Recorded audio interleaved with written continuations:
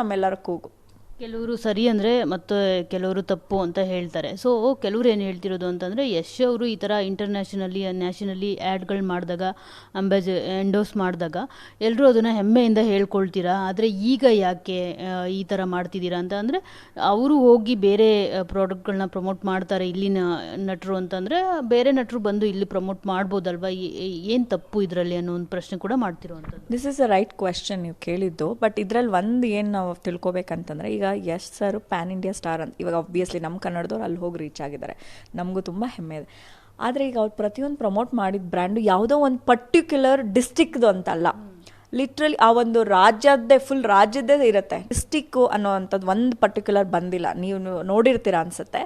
So literally recent products ಅದು ಬೇರೆ ಅಲ್ವಾ. ಸೊ ಇದು ನಮ್ದು ಏನಂದರೆ ಒಂದು ಪರ್ಟಿಕ್ಯುಲರ್ ಡಿಸ್ಟಿಕ್ದು. ಮತ್ತು ಮೈಸೂರು ಅನ್ನೋದು ಒಂದು ಆ ಉದ್ಯಾನ ನಗರಿ, ಅದರದೇ ಆದಂಥ ಒಂದು ತುಂಬ ವಿಶಿಷ್ಟವಾದ ಒಂದು ಹಿಸ್ಟ್ರಿ ಇದೆ. ಸೊ ಆ ಥರ ಹಿಸ್ಟ್ರಿ ಇರೋದನ್ನು ನಾವೇ ಉಳಿಸ್ಕೊಳ್ಳೋಣ, ನಮ್ಮವ್ರನ್ನೇ ಹಾಕಿ ಮಾಡೋಣ ಅನ್ನೋ ಒಂದು ಸ್ವಲ್ಪ ಏನಂತಂತಂದರೆ ಸೆಲ್ಫಿಶ್ನೆಸ್ ಅಂತ ಅಂದ್ಕೊಂಡ್ರು ತಪ್ಪಾಗ. ಸೋಪ್ ಜೊತೆ ಪ್ರತಿಯೊಬ್ಬ ಕನ್ನಡಿಗರು ಎಮೋಷನಲಿ ಕನೆಕ್ಟೆಡ್ ಆ್ಯಂಡ್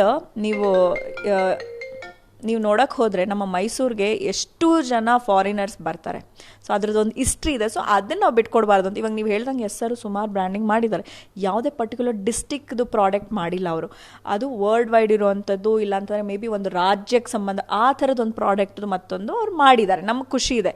ಹಾಗೆ ಎಷ್ಟೊಂದು ಜನ ನಟ ನಟಿಯರು ಇಲ್ಲೂ ಬಂದು ಇನ್ನೂ ಬೇರೆ ಬೇರೆ ಪ್ರಾಡಕ್ಟ್ಗಳನ್ನೂ ಮಾಡ್ತಾ ಇದ್ದಾರೆ. ಅದು ಇಡೀ ನಮ್ಮ ದೇಶಕ್ಕೆ ಸಂಬಂಧಪಟ್ಟಿದ್ದಿರುತ್ತೆ, ಕೆಲವು ರಾಜ್ಯಕ್ಕೆ ಸಂಬಂಧಪಟ್ಟಿದ್ದು. ಇದು ಪರ್ಟಿಕ್ಯುಲರ್ ಒಂದು ಹೆರಿಟೇಜ್ ಸಿಟಿ ಡಿಸ್ಟ್ರಿಕ್ಟ್ ಆಗಿರೋದ್ರಿಂದ ನಮಗೆ ಸ್ವಲ್ಪ ಒಂದೇನಂತಾರೆ ಗರ್ವ ಜಾಸ್ತಿ, ಮತ್ತು ಅದರೊಟ್ಟಿಗೆ ನಮ್ಮ ಒಂದು ಹಿರಿಮೆ ಅದು.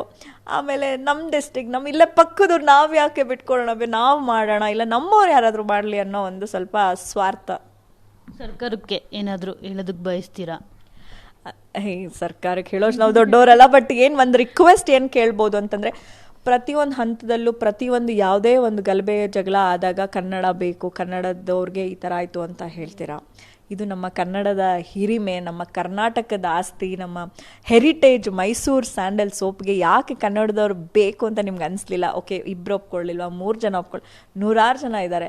ಸೊ ದಯವಿಟ್ಟು ಅಂಥವ್ರಿಗೆ ಒಂದು ಅವಕಾಶ ಕೊಟ್ಟು ಮಾಡಿ. ನೀವೇನಾದ್ರು ಬ್ರ್ಯಾಂಡ್ ಅಂಬಾಸಿಡರ್ ಮಾಡಲೇಬೇಕು ಅಂತ ಇಲ್ಲ ಅಂತಂದರೆ ಅದರದೇ ಆದಂಥ ವೈಶಿಷ್ಟ್ಯತೆ ಇದೆ, ಅದು ಹಾಗೆ ಇರಲಿ. ಮುಂಚಿಂದ ಹೇಗಿತ್ತು ಈಗಲೂ ಕೂಡ ಹಾಗೆ ಇರಲಿ.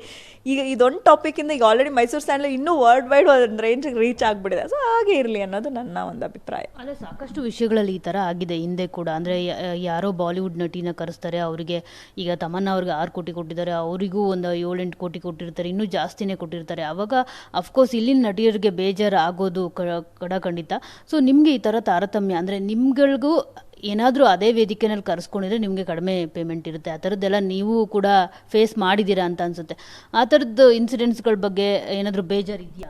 ತುಂಬಾ ಇದೆ ಮಂಗ್ಲ ಅವ್ರು. ಯಾಕಂತಂದರೆ ನಾವು ಏನಂದರೆ ಒಂದು ಸಲಿಗೆ ನಮ್ಮವರು, ನಮ್ಮ ಸರ್ಕಾರದ ವೇದಿಕೆ ಪ್ರೋಗ್ರಾಮ್ ಅಂತ ನಾವೇನು ಮಾಡ್ತೀವಿ, ಅವ್ರು ಕರೆದ್ರೆ ಸಾಕು, ನಾವೊಂದು ತುಂಬ ಹೃದಯದಿಂದ ಹೋಗ್ತೀವಿ, ಆಯಿತಾ. ಯಾವುದೇ ರೀತಿ ಒಂದು ಎಕ್ಸ್ಪೆಕ್ಟೇಷನ್ ಇಲ್ಲದೆ ತುಂಬ ಹೃದಯದಿಂದ ಹೋಗಿ ನಾವು ಅದಕ್ಕೆ ಏನು ರೆಸ್ಪೆಕ್ಟ್ಫುಲ್ಲಾಗಿ ಮಾಡಿ ಬರ್ತೀವಿ.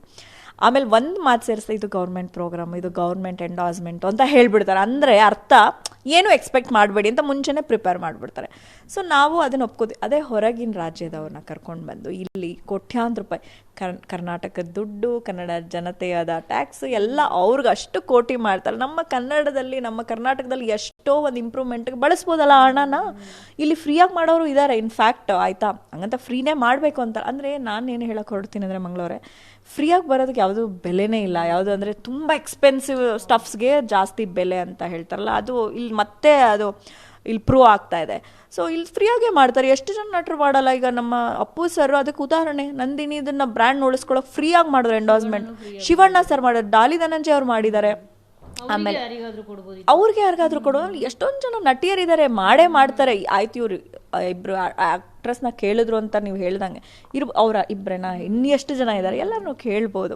ಸೊ ಆದರೆ ನಾವು ಎಷ್ಟು ಗೌರವ ಕೊಡ್ತೀವಿ ನಮ್ಮ ಸರ್ಕಾರದ್ದು ಕಾರ್ಯಕ್ರಮ, ನಮ್ಮ ಸರ್ಕಾರದ ಏನೇ ಒಂದು ಬಂದ್ರೂ ಅದೇ ರೀತಿ ನಮ್ಮ ಸರ್ಕಾರನೂ ನಮ್ಮನ್ನು ಗಣನೆಗೆ ತೊಗೊಂಡು ನಮ್ಮವ್ರಿಗೆ ಫಸ್ಟ್ ಆದ್ಯತೆ ಕೊಡಲಿ ಅಂತ ನಮ್ಮ ರಿಕ್ವೆಸ್ಟ್. Thank you.